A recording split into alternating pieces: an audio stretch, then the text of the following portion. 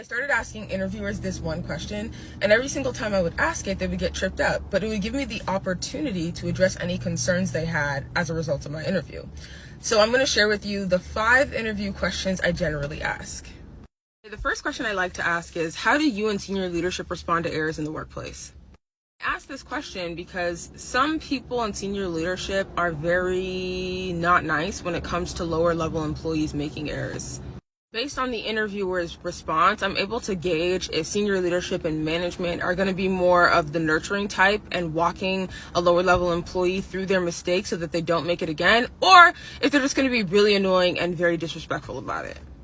And by disrespectful, I mean consistent passive-aggressive comments just because of that one error. The second question I like to ask is, what percentage of the team have personal commitments outside of work, and how flexible is the organization in allowing employees to make such commitments?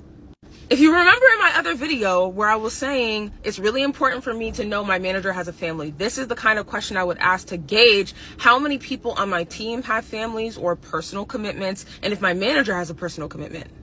Last time I asked this question in an interview, the interviewer actually told me that they had a son that was autistic, and because of that, the organization was flexible in allowing them to go to doctor's appointments and other things they needed to attend. The third question I like to ask is, given the industry, I understand this role may call for a fluctuating work week. Can you tell me how many late nights and weekends you have worked in the past 3 months?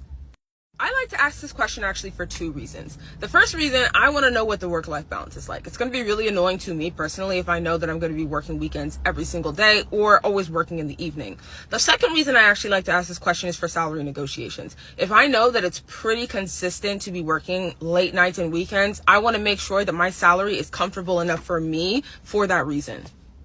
The next question I like to ask is, how long have you been with this organization and how many job titles have you held? This essentially helps me gauge how keen the organization is on giving people promotions. If somebody tells me they've been with the organization for 5 to 10 years and they've held the same job title, I got all the answers I need to know. My last and favorite question is there anything in my resume or anything we discussed today that instills doubt in my capabilities to excel in this role? Kid you not, every single time I've ever asked this question, the interviewer's always like, huh. Because what it does is it forces them to reflect back on the entire conversation and really ask themselves, based on this conversation, do I feel like this person's going to be able to excel in the role? Only once has anyone ever told me a concern. It was me job hopping to different places.